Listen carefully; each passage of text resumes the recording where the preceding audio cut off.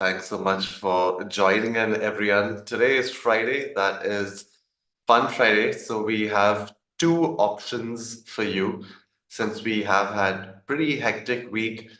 We went through a lot of tools. So we could start with a recap straight from day one, head over to day seven, and then the choice is yours. Whether you want to do a quick, nice book summary like we've been doing the last couple of weeks, or I'm going to go ahead and show you another really cool tool that you could start using in your business today. So let me know in the chat, what is it that you feel that going over? Is it a good audio business book or is it a tool? Today is Fun Friday, so would love to hear from you as to what your preference is for this fine day of 5th of July. All right, so we're getting some audiobook club requests, the ABC. And the next question is, what kind of book do you want to go through? If there's any suggestion, anything that you've been wanting to go over. The goal is to listen to 50 books in the year, 50 summaries, and maybe not all of them brand new, but some of them being recapped. So we go ahead and do that. So in the chat, if you could let me know what was day one, what did we do on day one, day two, day three, day four, day five, and day six. Let's write that down pretty quick, and then we'll go ahead and jump into YouTube, stream a nice audiobook, a good summary. We'll discuss the summary, and then we are done for the week. So well done, everyone, for being here. We got a nice request, so we'll definitely be doing that. But before we jump in, if you could share some of your learnings, something that you took away from the 7 a.m. club, that would be super duper awesome.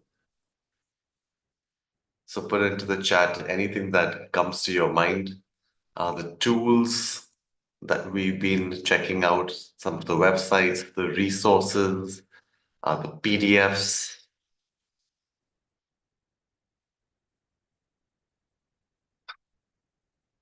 Having a great headway right from the morning. Amazing. That is the plan. That's the plan to definitely get ahead, get stuff done, get your brain in the right place, get a little bit motivated, find out a nice tool that you can use. Hopefully, get to know the community a little better. So, the more you comment, the more you share, that would be awesome. Next week onwards, we're going to be bringing one of you on either to share your to-dos or some kind of breakthrough that you've had. So that's starting next week. So I'm guessing that the memory is playing tricks on all of us. So Keetna has got some awesome notes. Thank you for sharing. Day one to day six, we started with the BioLink, and the importance of the BioLink, of course, is to divert traffic to your specific offer. The idea is to divert traffic to your calendars so that you've got a healthy stream of bookings coming in every day. Day two was the business canvas, and I really can't stress how important the business canvas really is in having clarity in moving forward. It takes care of your entire business. You don't need to spend hours and hours with a business plan. The leading business schools in the world are currently using this as a benchmark for ideation, for coming up with new businesses.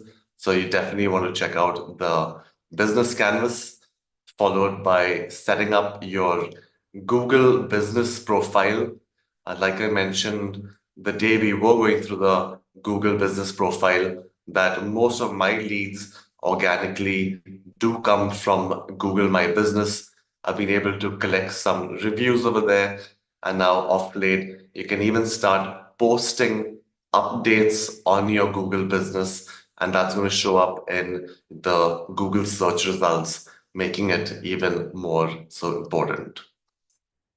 Then we looked at octopus.do when you decide that you want to be building a website. A great idea is to have a nice sitemap, do a good overview of what your end product is going to look like. So that was octopus.do. Sketchwow. So Sketchwow, an easy way, a super duper easy way to make some pretty appealing graphics.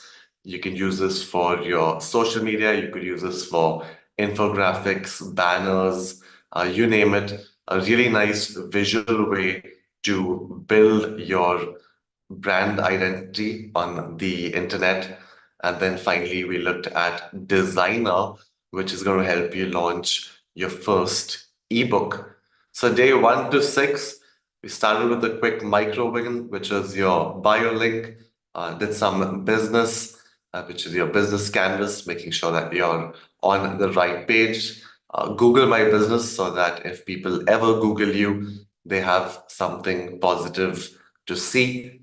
Octopus.do, step one in building a professional, fully functional website. The goal here, the 100-day challenge goal, is to build you a successful online business.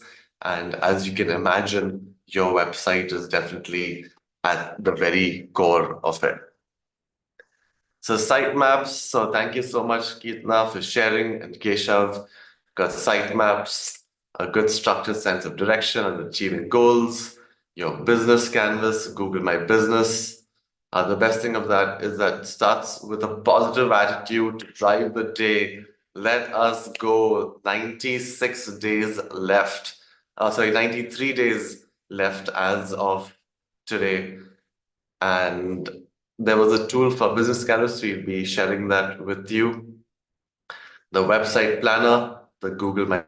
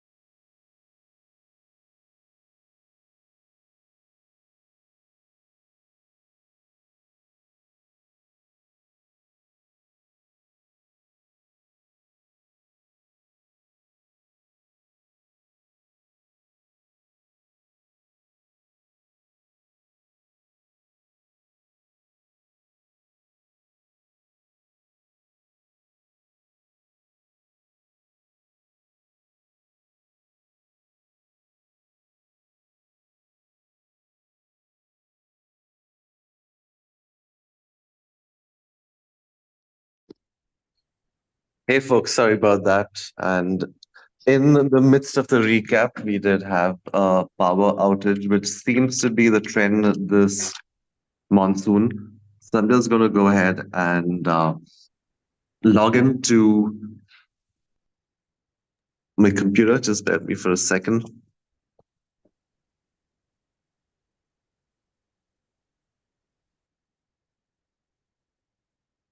And let's see if we could run this from here.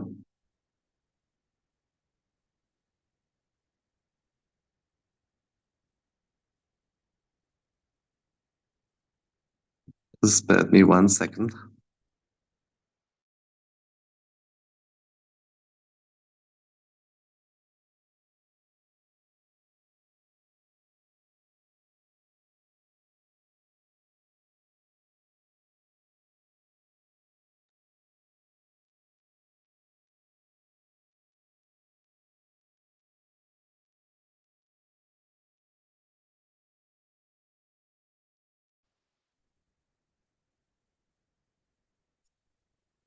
Just one moment, please.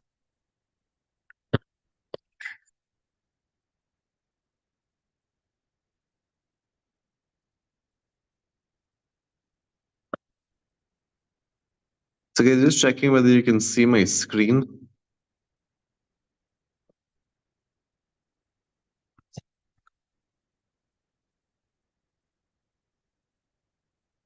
Yes.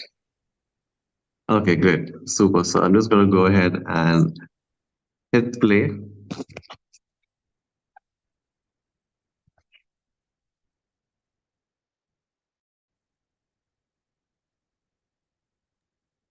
No audio.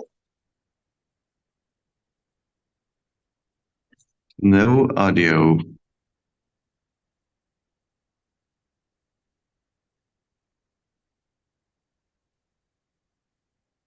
Let's see if this works.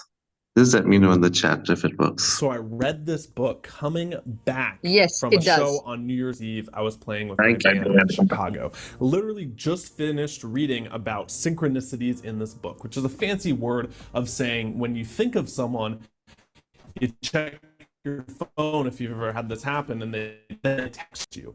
That weird coincidence. It's not smooth.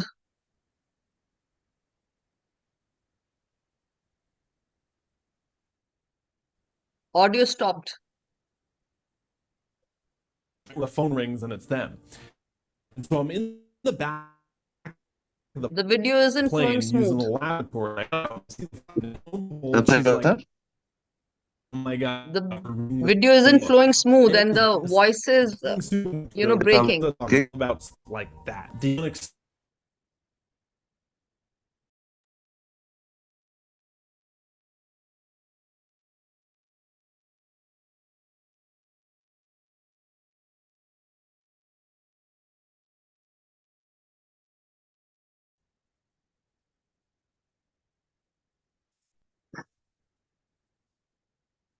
The video isn't streaming well yeah, just and a it's second. without the audio. I'm just going to be changing that. Just give me 1 second. Okay.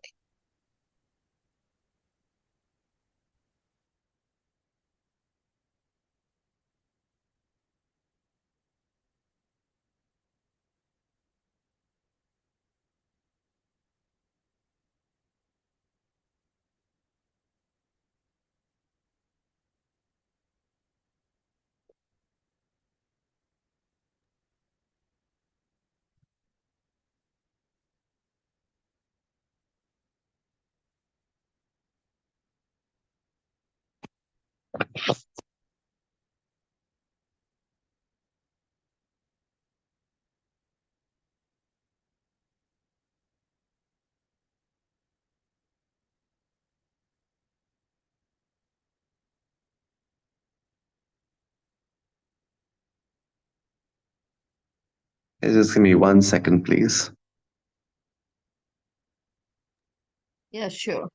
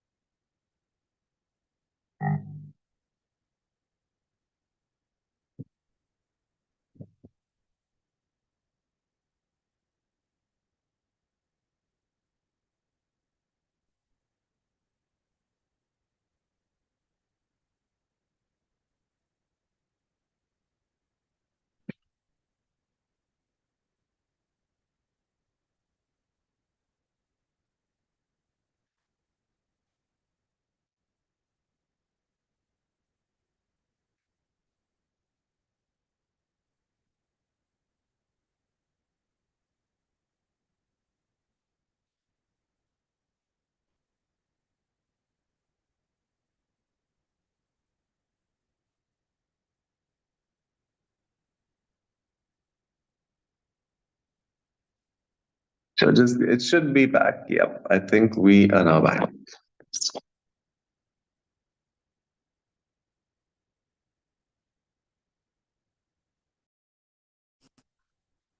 All right, sorry about that. Now we should be good.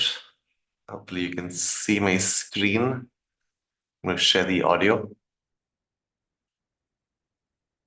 And we are back to the summary. Let me just sign in.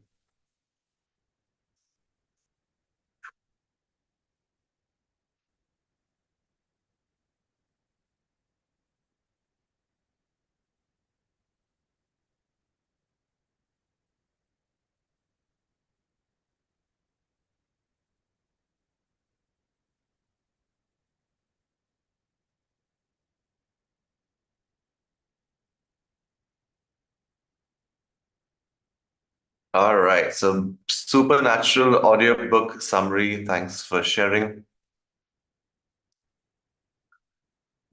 Pack the best 10 ideas by Dr. Joe Dispenza on become. So I read this book coming back from a show on New Year's Eve. I was playing with my band in Chicago. Literally just finished reading about synchronicities in this book, which is a fancy word of saying when you think of someone, you check your phone if you've ever had this happen, and then they text you. That weird coincidence, right? Where the phone rings and it's them. And so I'm in the back of the plane using the lavatory, and I come out and I see the flight attendant, and lo and behold, she's like, oh my God, we're reading the same book. And it was this book, Becoming Supernatural by Dr. Joe Dispenza. Talks all about stuff like that, the unexplainable. And it gives it really cool backings in today's world using science, using neuroscience. And we're gonna unpack the best 10 ideas by Dr. Joe Dispenza on Becoming Supernatural. What's up, guys? Clark with Refusing to Settle. Hey, if you're new here, this is our book summary series where we take the best books, self-development books, business books, making money books, psychology books, law of attraction books, whatever, and we review them here, giving you the 10 big ideas. I will say, if you like this book, you want to support this video, we have it linked for free where you can get it on Audible. That really helps us out. The other thing that helps us out too is smashing the heck out of that like button. So go do that now. It takes half a second. And without further ado, let's jump into the 10 big ideas. I want to start with my favorite story from the book. This blew my mind. Dr. Joe Dispenza talks about a woman who wrote a book called A Change of Heart. And in that book, it talks about her experience receiving an organ transplant from a donor. So she actually got a man's heart and she didn't know it. But then she started craving all of these foods, like really greasy foods and like pizza and hot wings and deep fried pickles. And her daughter's like, Mom, you're becoming such a dude.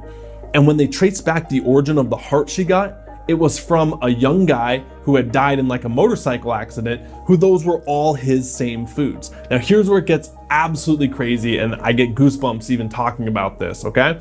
Dr. Joe Dispenza talks about another story, same thing, organ transplant.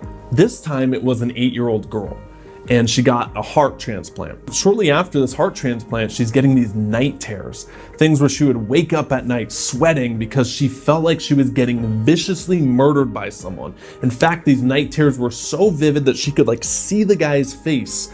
Now here's where it gets absolutely crazy. Sure enough, the girl whose heart she got was murdered by someone, but they hadn't caught the person yet.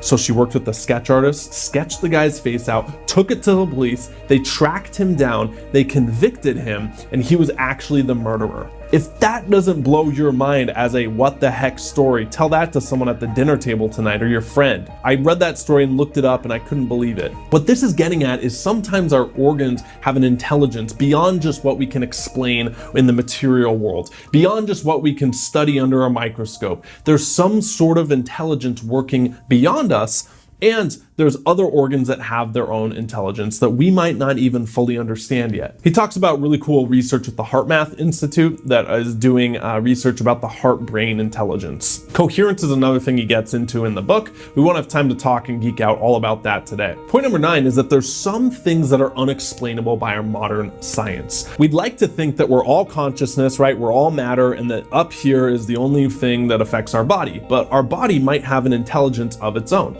For example, I told you about those heart stories, right? With the transplant, and then they start acting like a dude, or transplant and they start getting those crazy dreams that comes from another person inside them, and then they almost take on the attributes of the person they got. Well, your gut, that produces 90% of the serotonin in your body, the stuff that makes you feel good, makes you feel happy. That's coming from your gut, your pineal gland, and how that's secreting so many other hormones. The point here is this, that yes, we study the brain, yes, we study our material world and everything that's weighed and measured with Newtonian physics, but there's some stuff that is yet to be explained and we should remain open to it. If you like crazy stories, that whole book is chocked full of them. Now, Joe Dispenza's story is absolutely bananas. Okay, he was hit by, I believe it was a truck, and the doctor told him he was never going to walk again.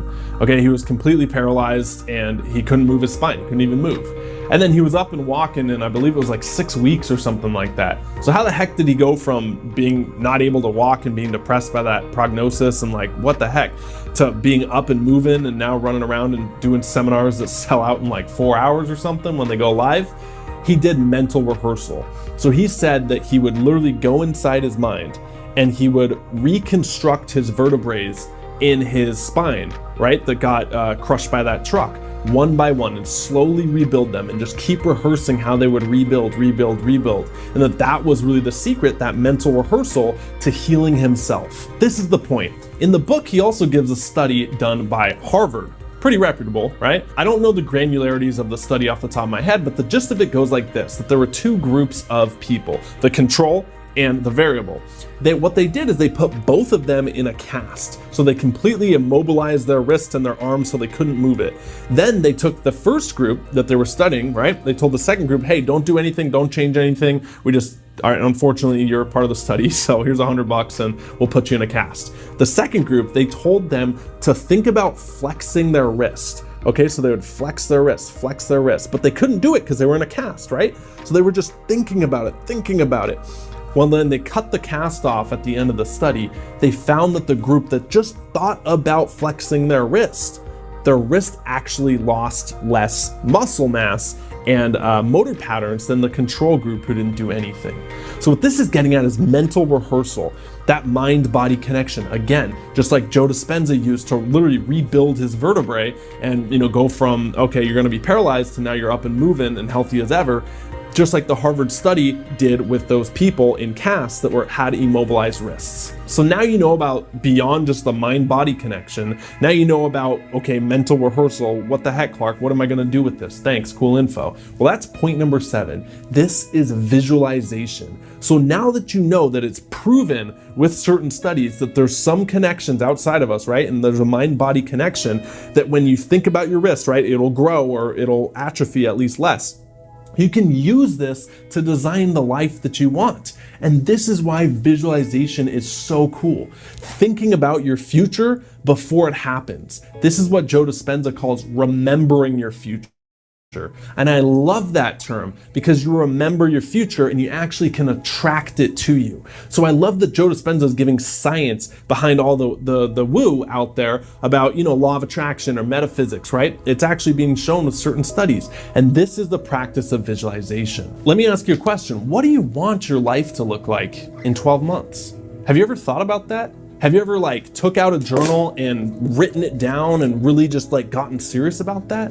Do you know what you want your life to look like in 12 months? Because you have the power to taking that first step and really visualizing it, okay, and attracting it to you. What does your dream life look like? Most people don't even do that. Most people don't give themselves an hour to really sit down and do that. They think it's too much work, or let alone 20 minutes a day to really think about their vision. They think it's too much work.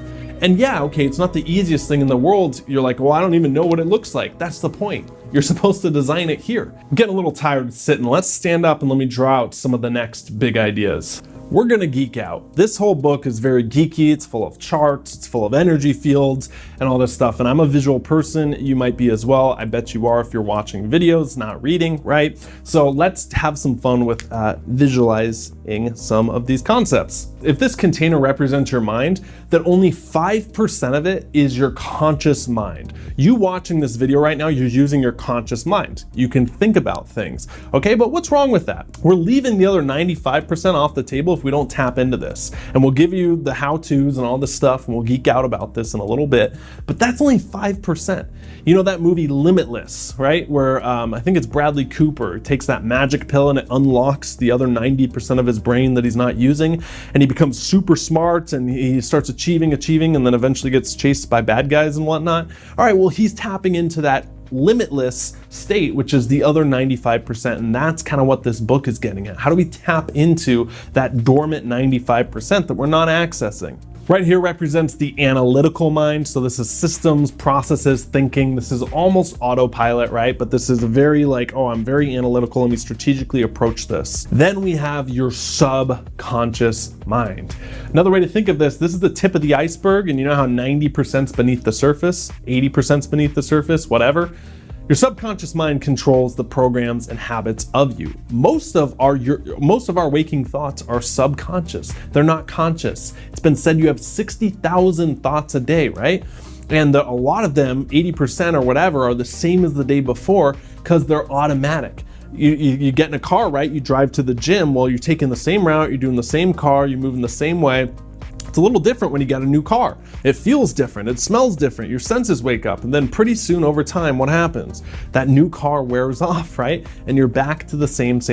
Those are habits, those are programs that run us. And most of our life is run on these programs and habits. But if you want to change your life then, do you do it consciously, or do you have to get down to the root and change the programs, change the roots and not just the fruits up here? We've said this in other videos over and over again, but once this clicks, it clicks for good, all right? So you have to go over here and change the subconscious mind and really tap into it to make better changes, which we'll go into. That'll be the last point, okay? We'll set this up even more. I'll give you some more things over here of how this works, but there's one last thing here. The last part is your autonomic nervous system, breathing, heart rate, sleeping, eating, digestion, stuff that you don't consciously control. Now, what's crazy is in the book, it talks a little bit about that, but there's people who are so deep and connected to their mind that they can literally slow their heart rate down, right? Like monks, they can get into lower heart rate states. And then what's crazier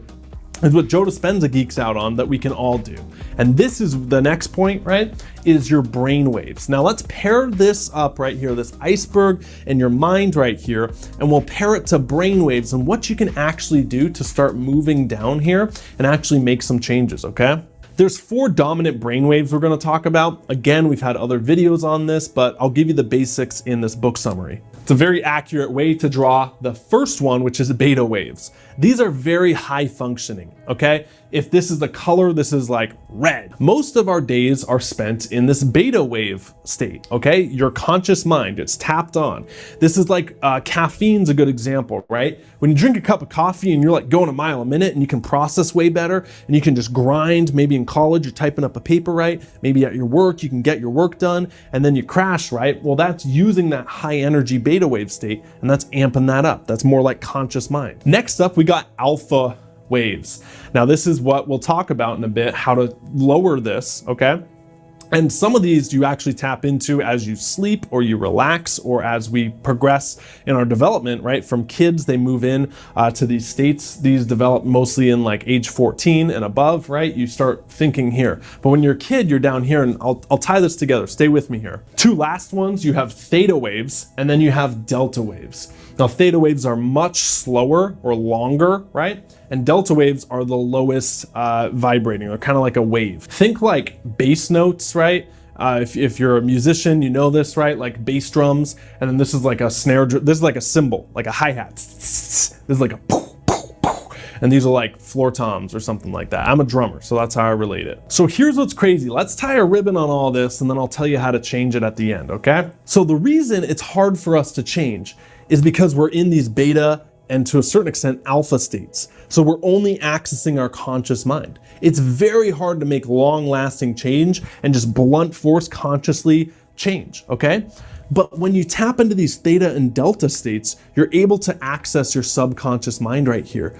And here's what's even crazier. They say that from 0 to age 7, most of your waking state as a kid is spent in theta state, not alpha or beta, it's this theta state. That's why kids are happy. Because sometimes you can overthink things and overthink your way into anxiety or depression or whatever, right? So kids, they're happier because they're in this theta state and they're also soaking experiences up in the world like a sponge, right? That's why like, oh, don't cuss around my kid. Don't let him watch that bad TV. Don't let him see mom and dad fight, because that's getting programmed here. It's like we slowly fill this up as we age, right, over time, and then eventually we get here and it's already full, our subconscious and mind. And this is getting into childhood development theory and stuff like that, and we're not going to geek out on that today, but this is why childhood development is so key, because you become pretty much like 90 or 80% of who you're going to be by the time you're like 14 years old. And then you just develop your conscious mind and you get smarter, right? Or analytically smarter. Are you starting to see now how when you go lower, you can start changing some past programming? If you don't like anything in your life right now, let me ask you a question. Is it better to focus on this 5%? Do you think that will really help? I mean, okay, yeah, that's fine. Like you read a book and it's kind of conscious, right? Or you watch a YouTube video and it's kind of conscious, right? But if you have an experience That's where you're tapping into this right here. And this is really where the change happens. This is why I love things like journaling, or I'm addicted to going to like live events, right? Because this is an experience where you can tap into it. This isn't just conscious, but you feel it. Right? This is one dimensional. This is like 3, 4, 5 dimensional. Some people blast off in the jungle and do like ayahuasca, right? And they're like, oh, I'm so different, man. I came back a different person. And I'm not bashing ayahuasca. I just like to have fun on this channel. Guys, take a joke, okay? But that ayahuasca experience changes the subconscious mind. It's an experience. It's going deeper into that subconscious. Things like hypnosis, and then things that we'll talk about to wrap this up, like meditation. When you meditate, and this is the cornerstone of this book, this is the tool to get beyond the analytical mind right here and start tapping into this, that meditation is the key to unlocking this. This is what ancient teachers told us. This is what Buddhism told us. Thousands and thousands of year old religion, or stillness, right? But that's really how, in those meditative states, you can unlock this. And you're like, whoa, what's the science behind it? The general science is this, right? Okay, so we have waking day, we have maybe relaxed, we have maybe sleep, and then we have like deep, deep, deep sleep, all right? So when you're meditating, are you really like hyper aware and like stressed out and stuff? Maybe at the start, but as you do it more, you start moving down here and you start relaxing more. This whole book is geeked out on like pictures and graphs of what's actually happening in the brain and brain waves. I don't expect you to be able to read this, but it's charts like this in the book that really convinced me on the science of meditation. And I'm someone who's read probably a dozen books on meditating before I actually took on a meditation practice. So talk about conscious mind, right?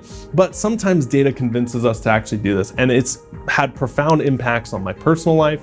I know that's like a cliche to say, is like, I meditate and it's the number one thing I've done. And I used to listen to podcasts where people would talk about meditation and I would kind of get mad. I'm like, oh, okay, give me something new. But this is the point, that there's nothing really new that's going to impact your life as much as slowing down and tapping into this. And that's the whole point, that if you're looking for something new, you're not going to find it. You know, it drives me crazy in YouTube videos when people say, Clark, like, we've heard this in a previous video, just teach us something new, as if there's like new cutting edge stuff coming out left and right. Like if there was, we would have heard about it by now. What's new is old. What's new is what works. And so if you want what works, you need to go old school. And that's where meditation comes in. We'll end on a quote. Dr. Joe Dispenza says this: the only way to become supernatural is to start doing what feels unnatural. Then keep doing it over and over again. We can create better lives for ourselves. In fact, each of us possesses the anatomy, chemistry, and physiology needed to become supernatural. It's merely a matter of awakening it and activating it. And that is becoming supernatural. If you like this book, appreciate a like on the video. You can download it for free on Audible using our link below. I'm Clark with Diffuse and Settle. Subscribe if you're not already, and I'll see you in the next video. Until then, stop settling, start living. See you guys.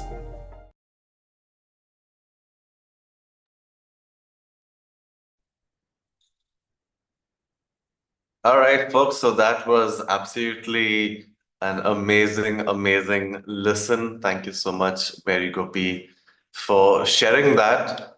So I'm going to let you guys go today. Hope you had a fantastic learning. If there was one specific thing that you would want to share before you go about Supernatural, that would be absolutely amazing. That way you can get the most out of it and figure out how you can start implementing this in your day-to-day life.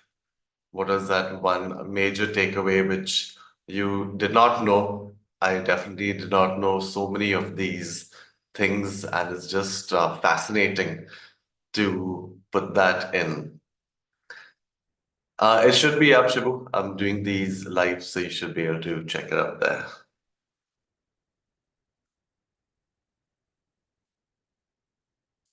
So we did, Parveen, this was just on YouTube. I just put in the book's name, audiobook summary, and there are tons of them over there. Meditation, going old school. Definitely want to incorporate that as well. So tools so far, yeah, I'll put that into the WhatsApp group for sure. That's a better idea. Thanks, everyone. Have yourself a wonderful, wonderful weekend. We'll see you back on Monday, where we'll jump in, switch gears to actual creation, switch gears into actually getting sales and leads and making money. That's the 100-day challenge for you, everyone. We'll see you back on Monday morning, bright and early, 7 a.m. That's the time we get started. Thanks, Srividya. Thanks.